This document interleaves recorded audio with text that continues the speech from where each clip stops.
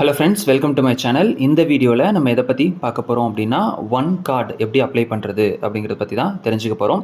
நீங்கள் நம்ம சேனலுக்கு புதுசாக வந்திருக்கீங்க அப்படின்னா சேனலை சப்ஸ்கிரைப் பண்ணிக்கோங்க. கூடவே பெல் ஐக்கானே கிளிக் பண்ணிடுங்க. அப்போ தான் நான் போஸ்ட் பண்ணுற வீடியோஸ் உங்களுக்கு ரெகுலராக நோட்டிஃபிகேஷனில் வரும். ஓகே ஃப்ரெண்ட்ஸ், இன்றைக்கி நம்ம பார்க்க போகிற ஒன் கார்டு அப்படிங்கிறது என்னென்னா, ஒரு சில பேங்க்ஸ் கூட, இப்போது bank of Baroda, federal bank, Indian bank, இந்த மாதிரி பேங்க்ஸ் கூட டைஅப் வச்சுட்டு கிரெடிட் கார்டு ப்ரொவைட் பண்ணக்கூடிய ஒரு ஃபினான்ஷியல் இன்ஸ்டியூஷன் தான் வந்து இந்த ஒன் கார்டு அப்படிங்கிறது. ஸோ இந்த கார்டை அப்ளை பண்ணுறதுக்கான எலிஜிபிலிட்டி க்ரைட்டீரியா என்ன அப்படின்னா, நம்ம பொதுவாக ஒரு இன்கம் ஏர்னராக இருக்கணும். அதே மாதிரி இன்கம் ஏர்னர் அப்படின்னா செல்ஃப் எம்ப்ளாய்டாவோ இல்லைனா வந்து ஒரு கம்பெனியில் ஒர்க் பண்ணுற சேலரிடு பர்சனாவோ இருந்தால் கிரெடிட் கார்டு வந்து கிடைக்கிறதுக்கு நிறைய சான்சஸ் இருக்குது. ஸோ இது வந்து பேசிக்கான ஒரு எலிஜிபிலிட்டி தான். ஒரு 20,000 25,000 அந்த மாதிரி சேலரி இருந்துச்சுனாவே போதும். ஆனால் இந்த ஒரு விஷயம், அதாவது சேலரிடு இன்கம் ப்ரூஃப், இந்த மாதிரியான விஷயங்கள் எதுவுமே இல்லாமல் கூட இந்த கிரெடிட் கார்டு வந்து நமக்கு கிடைக்க வாய்ப்பு இருக்குது. ஸோ இது 2 டைப்பில் வந்து கிரெடிட் கார்டு கிடைக்கும். அதாவது அன்செக்யூர்டு கிரெடிட் கார்டு அப்படின்னு கிடைக்கும். இந்த அன்செக்யூர்டு கிரெடிட் கார்டு அப்படின்னா என்னென்னா, உங்களுடைய CIBIL score and salary eligibility இதெல்லாம் பொறுத்து கிடைக்கக்கூடிய எந்த ஒரு கொலேட்ரலும் இல்லாமல், எந்த ஒரு ஃபிக்ஸட் டெபாசிட் அந்த மாதிரி எதுவுமே இல்லாமல் கிடைக்கக்கூடிய ஒரு கிரெடிட் கார்டு தான் அன்செக்யூர்டு கிரெடிட் கார்டு. ஸோ நீங்கள் அப்ளை பண்ணும் பொழுது எந்த பேங்க் வந்து உங்களுடைய சிபில் ஸ்கோருக்கும் உங்களுடைய எலிஜிபிலிட்டிக்கு தகுந்த மாதிரி, உங்களுடைய லொக்கேஷனுக்கு தகுந்த மாதிரி கார்டு ப்ரொவைட் பண்ண ரெடியாக இருக்காங்களோ அந்த பேங்க்குடைய கிரெடிட் கார்டு வந்து உங்களுக்கு அப்ரூவ் ஆகும். ஸோ அது நீங்கள் அப்ளை பண்ணும்போது தெரிஞ்சுப்பீங்க. ஸோ இது வந்து அன்செக்யூர்டு கிரெடிட் கார்டு. ஒரு வேளை நீங்கள் அப்ளை பண்ணும் பொழுது உங்களுக்கு நார்மலான கிரெடிட் கார்டு, அதாவது அன்செக்யூர்டு கிரெடிட் கார்டு அப்ரூவ் ஆகாமல் ஃபிக்ஸட் டெபாசிட் பண்ணுங்கள் அப்படிங்கிற மாதிரி ஏதாவது இன்டிமேஷன் உங்களுக்கு ஸ்க்ரீனில் காமிச்சுது அப்படின்னா, அதாவது ஃபிக்ஸட் டெபாசிட் அப்படின்னா என்னென்னா, எஃப்டி அப்படின்னு சொல்லுவோம் இல்லையா, பேங்க்கில் பொதுவாக எஃப்டி போடுவோம்ல, ஸோ அந்த மாதிரியான ஒரு ப்ராசஸ் தான் இது. ஸோ யாருக்கெல்லாம் இந்த மாதிரி ஃபிக்ஸட் டெபாசிட் பண்ண சொல்லி கேட்கும் அப்படின்னு பார்த்தீங்கன்னா, உங்களுடைய சிபில் ஸ்கோர் இந்த கிரெடிட் கார்டுக்கான எலிஜிபிலிட்டிக்கு தேவையான கிரெடிட் ஸ்கோராக இல்லாமல், எக்ஸாம்பிளுக்கு ஒரு 700 வந்து சிபில் ஸ்கோர் வந்து 700 இருக்கணும் அப்படின்னு எலிஜிபிலிட்டி வச்சுருக்காங்க அப்படின்னா, அவ்வளோ இல்லாமல் அதை விட கம்மியாக இருக்குது, ஒரு 650 660 அந்த மாதிரி தான் இருக்குது அப்படிங்கும்போதும் உங்களுக்கு ஃபிக்ஸட் டெபாசிட் பண்ணி ஒரு கிரெடிட் கார்டு வாங்கிக்க சொல்லி தான் ஆப்ஷன் க்ரியேட் ஆகும்.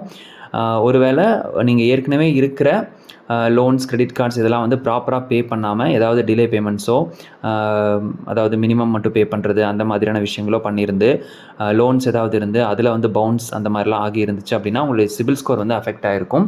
ஸோ அதை பேஸ் பண்ணியுமே உங்களுக்கு நார்மல் கிரெடிட் கார்டு, அதாவது அன்செக்யூர்டு கிரெடிட் கார்டு, எந்த ஒரு எஃப்டியுமே இல்லாமல் கிடைக்கக்கூடிய கிரெடிட் கார்டு வந்து கிடைக்காம போக வாய்ப்பு இருக்குது. ஸோ இப்போ நீங்கள் ஃபிக்ஸட் டெபாசிட் கேட்குது அப்படின்னா உங்களுடைய க்ரைட்டீரியா இந்த மாதிரி இருக்க வாய்ப்பு இருக்குது. ஒருவேளை நீங்கள் இது வரைக்கும் எந்த லோனுமே எடுக்கலை அப்படின்னாலும் உங்களுக்கு சிபில் ஸ்கோர் அப்படிங்கிறது இருக்காது.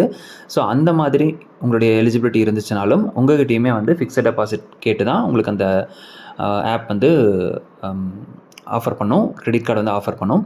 ஸோ இந்த ஃபிக்ஸட் டெபாசிட் அப்படின்னு எடுத்துக்கும்போது மினிமம் ஒரு 10,000 இருக்க வாய்ப்பு இருக்குது. அது உங்களுக்கு நீங்கள் அப்ளை பண்ணும்போது எவ்வளோ கேட்குதுன்னு பாருங்கள், மினிமம் அமௌண்ட் என்ன கேட்குதுன்னு பாருங்கள். கேட்டுச்சுன்னா அது நீங்கள் பண்ண தயாராக இருந்தீங்க அப்படின்னா அந்த ஃபிக்ஸட் டெபாசிட்டை பண்ணி நீங்கள் ஒரு கிரெடிட் கார்டை வாங்கிக்கும் பொழுது அது மூலிமா உங்களுக்கு என்ன மாதிரியான பெனிஃபிட்ஸ் இருக்குன்னு பார்த்தீங்கன்னா, உங்களுக்கு சிபில் ஸ்கோர் கம்மியாக இருந்துச்சுன்னா அதை இன்க்ரீஸ் பண்ணுறதுக்கான ஈஸியான வழியாகவும் இருக்கும். அதே மாதிரி சிபில் ஸ்கோரே இல்லை, அதை க்ரியேட் பண்ணணும் அப்படின்னாலும் இந்த ஒரு எஃப்டி பேஸ்டு கிரெடிட் கார்டு வந்து உங்களுக்கு ஹெல்ப்ஃபுல்லாக இருக்கும்.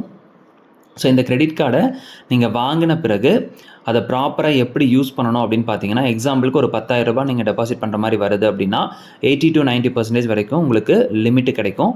அந்த லிமிட்டுக்குள்ளே ஒரு 9,000 லிமிட் வந்து கிடைக்குதுன்னு வச்சுக்கோங்களேன். அதில் ஒரு 2,000 3,000 அந்த அமௌண்ட்டு மட்டுமே நீங்கள் ரெகுலராக யூஸ் பண்ணி கரெக்டாக டியூ டேட்டுக்கு பிஃபோரோ இல்லை டியூ டேட் அன்றைக்கோ கரெக்டான பேமெண்ட் வந்து பண்ணிகிட்டு இருந்தீங்க அப்படின்னா ஒரு 6 மாதத்துலேருந்து 1 வருஷத்துக்குள்ளே உங்களுக்கான சிபில் ஸ்கோர் வந்து இன்க்ரீஸ் ஆகிற விஷயங்கள் வந்து நடந்துடும். ஸோ அப்படி இன்க்ரீஸ் ஆகும் பொழுது ஃப்யூச்சரில் உங்களுக்கு வேறு ஏதாவது loans, personal loan, home loan, car loan, இந்த மாதிரி அதர் பேங்க் கிரெடிட் கார்ட்ஸ் இந்த மாதிரி அப்ளை பண்ணுறதுக்காக நீங்கள் ட்ரை பண்ணிங்க அப்படின்னா இந்த சிபில் ஸ்கோர் உங்களுக்கு யூஸ்ஃபுல்லாக இருக்கும். ஸோ நீங்கள் எஃப்டி போடுற அந்த அமௌண்ட் வந்து உங்களுக்கு திரும்ப கிடைக்குமா அப்படின்னு கேட்டால் கண்டிப்பாக கிடைக்கும். எவ்வளோ பர்சன்டேஜ் வந்து இன்ட்ரெஸ்ட் கொடுக்குறாங்க அப்படிங்கிறது நீங்கள் அப்ளை பண்ணும்போது தெரியும். ஸோ நீங்கள் பொதுவாக பேங்க்கில் எஃப்டி போட்டோம் அப்படின்னா அதுக்கு ஒரு 6% 7% per year அந்த மாதிரி ஒரு இன்ட்ரெஸ்ட் கொடுப்பாங்க இல்லையா, அந்த இன்ட்ரெஸ்ட்டுமே நமக்கு வந்து கிடைக்கும். ஸோ அதை பற்றின டீட்டெயில் எல்லாமே நீங்கள் அப்ளை பண்ணும்போது ஸ்க்ரீன்லேயே உங்களுக்கு காமிக்கும். ஸோ இது எல்லாமே நீங்கள் கரெக்டாக பார்த்து தெரிஞ்சுக்கிட்டு அப்ளை பண்ணிக்கோங்க.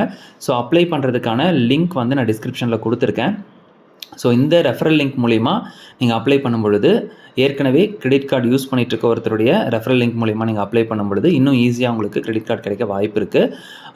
லிங்க்கும் ப்ளஸ் வந்து ரெஃபரல் கோடும் உங்களுக்கு வந்து கொடுத்துருக்கேன். ரெண்டையுமே யூஸ் பண்ணி அப்ளை பண்ணிக்கோங்க. அப்ளை பண்ண பிறகு என்ன ஏதாவது டவுட்ஸ் இருக்குது அப்படின்னா, இல்லை அப்ளை பண்ண பிறகு அப்ரூவ் ஆகிடுச்சு அப்படின்னா அதை பற்றின டீட்டெயில்ஸ் வந்து கமெண்ட்ஸில் சொல்லுங்கள்.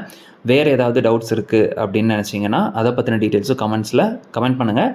நான் உங்களுக்கு அடுத்த வீடியோவில் தெளிவுபடுத்துகிறேன். அதே மாதிரி ஒன் கார்டில் அந்த ஆப்பில் இருக்கக்கூடிய விஷயங்கள், ஆப் வந்து நீங்கள் டவுன்லோட் பண்ணிக்கலாம் கார்டு அப்ரூவ் ஆன உடனே.